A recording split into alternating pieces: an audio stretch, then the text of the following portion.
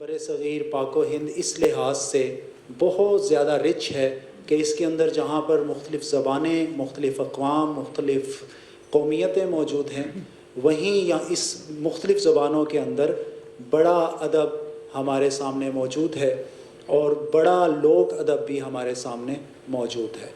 तकरीबन हर ज़बान के अंदर, बरे सग़ीर की हर ज़बान के अंदर, और जो हम पाकिस्तान में हमारी मेन ज़बानें बोली जाती हैं, उनमें से हर ज़बान के अंदर दास्तान की एक बहुत रिच रिवायत मौजूद रही है। हम किसी भी ज़बान के बारे में ये नहीं कह सकते कि इसमें कम है, चाहे वो उर्दू ज़बान हो, पंजाबी हो, पश्तो हो, बलोची हो, ब्रावी, सराइकी, सिंधी, हर ज़बान के अंदर मंजूम किस्से कहानियाँ तो आज तक वो हमारे यहाँ पर मौजूद हैं और वो सुनाई जा रही हैं। हमारी मजहबी जो सरमनीज़ हैं उनकी शक्ल में भी, और हमारी जो सोशल सरमनीज़ हैं उनकी शक्ल में भी हमारे सामने मौजूद हैं।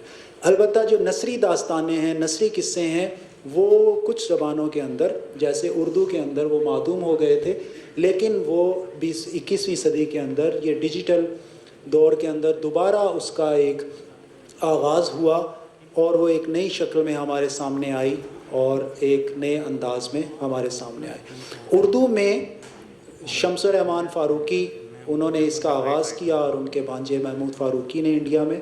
तो आज हमारा एक उर्दू का भी मुख्तसर सा हिस्सा मौजूद है जिसे डॉक्टर फ़र्रुख नदीम साहब पेश करेंगे, और इसी तरह वर्दा शहज़ादी हैं, वो भी पेश करेंगी।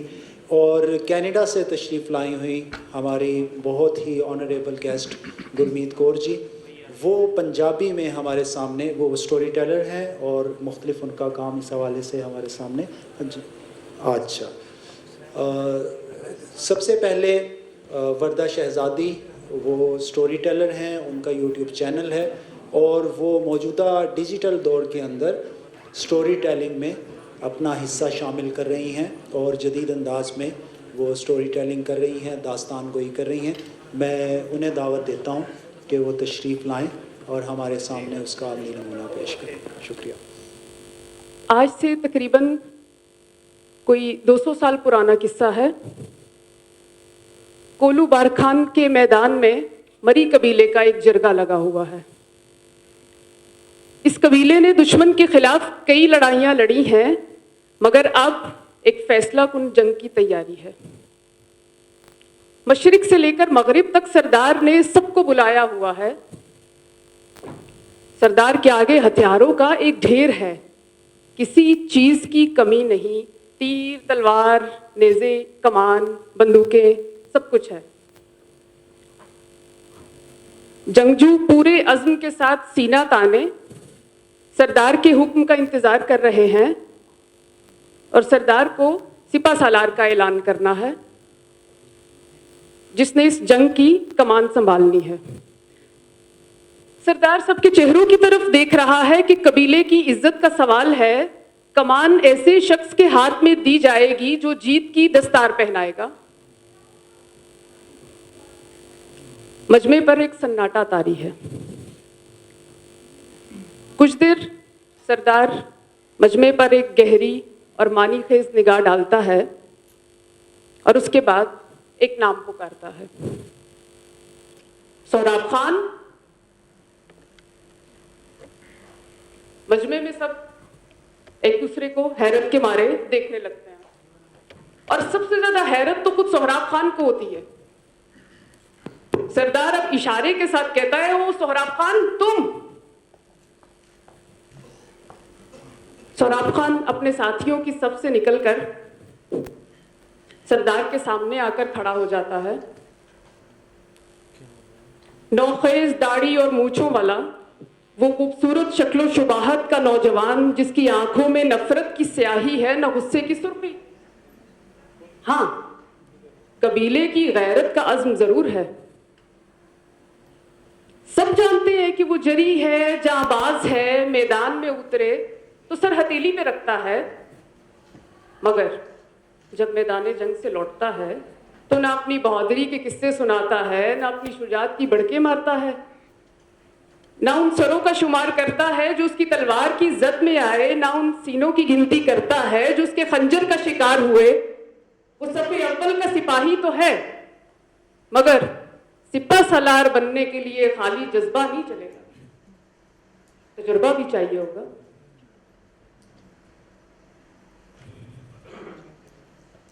नहीं नहीं नहीं, यकीनन सरदार से कोई गलती हुई होगी। सबने यही सोचा, सोहराब खान ने भी। मगर जब सरदार ने आगे बढ़कर कीमती नक्शो निगार वाली खास सिपा सालार की तलवार उसकी नियाम में डाली और कंधा थपथपाया, तो तब जाके सबको यकीन हुआ कि सिपा सालार सोहराब खान ही है। मगर अब इस फैसलाकुन जंग का नतीजा क्या निकलेगा? मजमे का सारा जोश और जज्बा खटाई में पड़ गया।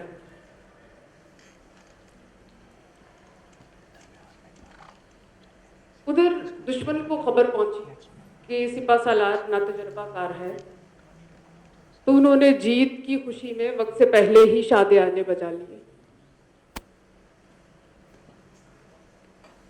जंग की रात सोहराब खान ने अपने साथियों के साथ मिलकर जब जंग का नक्शा खींचा, तो तब जाकर सिपाहियों को यकीन हुआ कि सरदार का फैसला दुरुस्त था। अगले दिन लश्कर सोहराब खान की क़यादत में मैदान में उतरा। संगलाफ पहाड़ों के बीच उस मैदान ने ऐसा मंजर देखा कि वो खुद भी हैरान रह गया। सूरज डूबने से पहले फैसला हो चुका था। सोहराब खान ने अपने कबीले की इज्जत और गैरत की लाज रख ली थी। जंग से वापसी पे जब लश्कर ने रस्तरानी की पहाड़ियों में पड़ाव किया, तो अपने साथियों के साथ मिलकर जीत की खुशी का जश्न मनाने की बजाय सोहराब खान आज भी दूर अपनी तन्हाइयों के साथ जाकर बैठ गया। रात के अंधेरे में उसे पता ही नहीं चला कि वो जिस जगह जाकर बैठा है उसके सामने एक झोपड़ी है। ये तो उसे तब पता चला जब रात को मौसम खराब हुआ, बिजली कड़कने लगी, तेज हवाओं के साथ बारिश शुरू हुई। तो उस झोपड़ी में रहने वाली औरत जिसका नाम सम्मो था ने अपनी झोपड़ी बचाने के लिए उसकी तनाबें तान ली। सोहराब खान उठा उस औरत की मदद करने के लिए, मगर बिजली की चमक में जब उसने उस औरत का चेहरा देखा तो वो चेहरा नहीं था, एक जलवा था, कुदरत के जमाल का जलवा जो उसके जलाल की रोशनी में नजर आया। सोहराब खान बस वहीं ठहर गया, हमेशा हमेशा के लिए। उसके बाद वो सोहराब खान नहीं रहा, मस्तवकली बन गया, सम्मो का मस्त। अगली सुबह जब सिपाही उसको लेने आए तो उसने अपनी तलवार उनको वापस सौंप दी और कहा कि ये सरदार को जाकर वापस कर देना और उनसे कहना, जौन ने जंगाने बदे बोली, कहवती दोस्ते मर्दोमा रोली। मतलब जंगों की बोली बहुत बुरी होती है, ये यार को यार से जुदा कर देती है। ये 2 सदियां पहले का शायर बोल रहा है। जंगों की बोली बहुत बुरी होती है, ये यार को यार से जुदा कर देती है। ये कहकर मस्त किसी नामालूम सफर पर रवाना हो गया।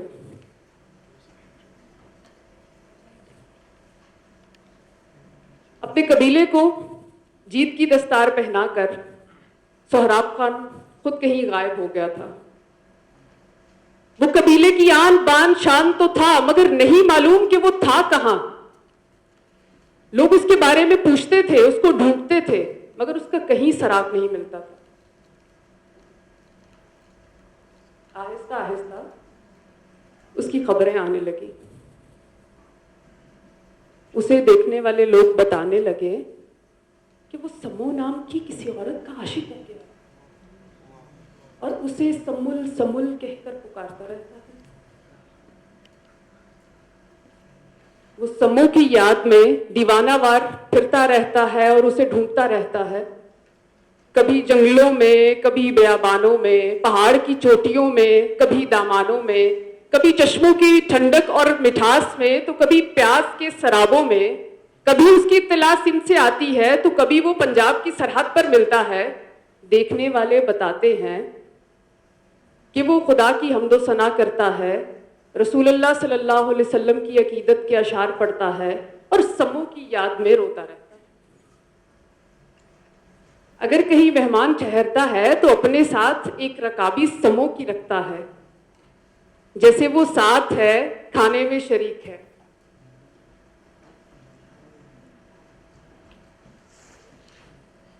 मस्त की आवाज और समों के बारे में उसकी की जाने वाली शायरी की बाज़गश्त आहिस्ता आहिस्ता इतनी बुलंद होने लगी कि उसके समूह के इर्द गिर्द के लोगों को यकीन हो गया कि मस्त इसको रोज मिलने आता है। पहरे बिठाए गए, मोर्चे संभाले गए, फौजी बुलाए गए, मगर कहीं ना तो मस्त दिखाई दिया, ना उसके पैरों के निशान। मगर उसकी शायरी बताती है कि रोज समों के साथ क्या हो रहा है,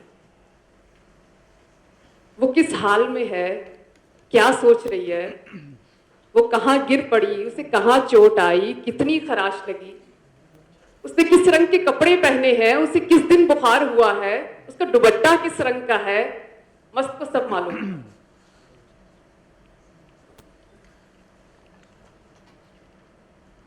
मस्त का कहीं जब सुराग नहीं मिला तो समों का शौहर बीबर सरदार की खिदमत में हाजिर हुआ और अपनी इज्जत का दावा दायर कर दिया। सरदार ने बंदे भिजवाए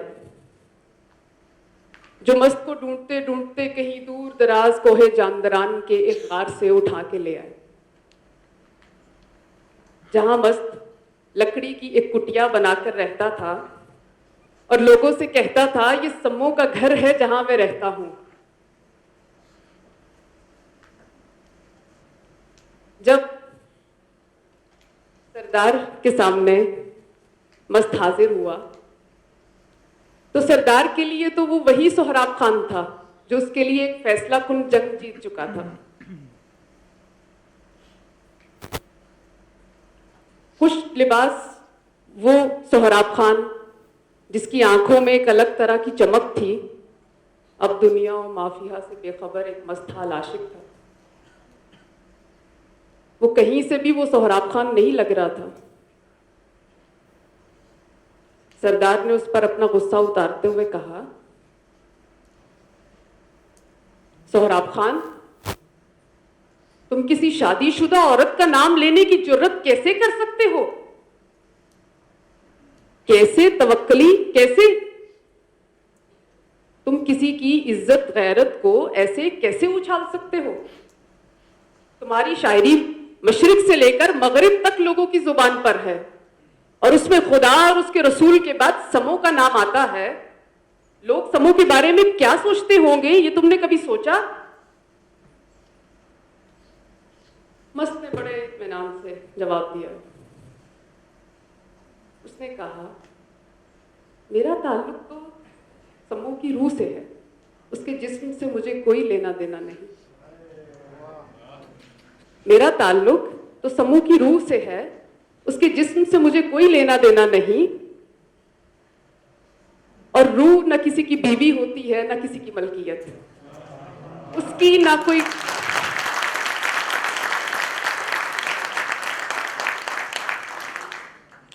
उसकी कोई कौम होती है, ना कोई कबीला।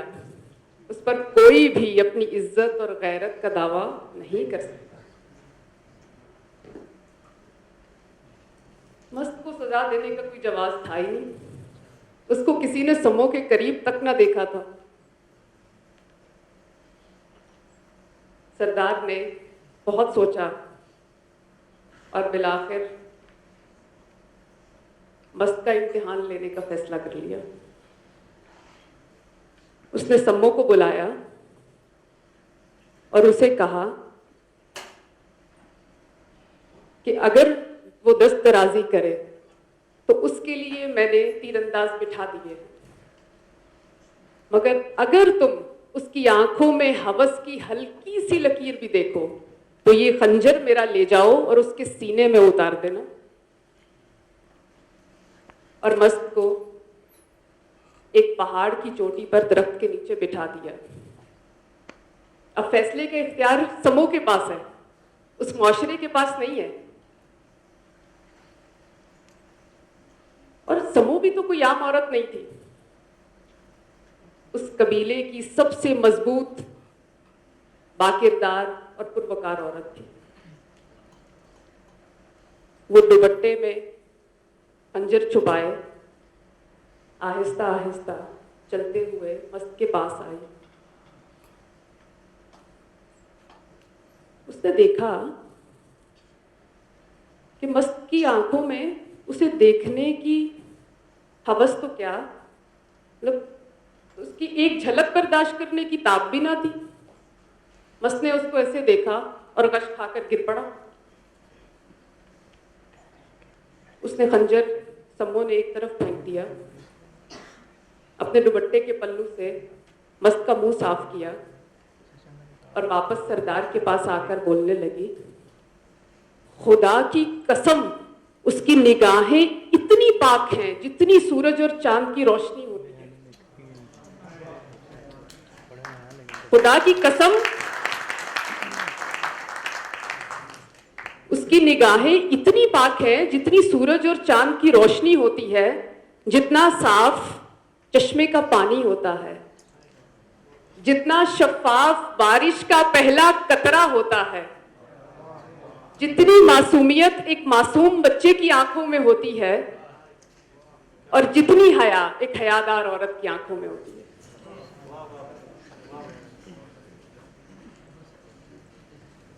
मस्त का समूह के साथ ताल्लुक इस कबीले की रिवायात के खिलाफ तो था, मगर सरदार को समझ में आ गया कि मस्त कोई आम आदमी नहीं है और कोई आम आशिक नहीं है। उसने ना सिर्फ ये कि मस्त को कोई सजा नहीं दी, बल्कि उसने ऐलान किया कि आज से मस्त तवक्ली उसकी पनाह में है।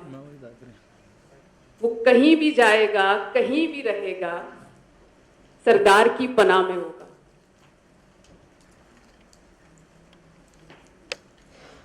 मगर क्या ऐसे चलता रहा? क्या ख्याल है? रिवायात कहाँ मानती है? झूठी इज्जत और गैरत के आगे सर झुकाने वाले मोहब्बत की इबादत को कहाँ समझते हैं?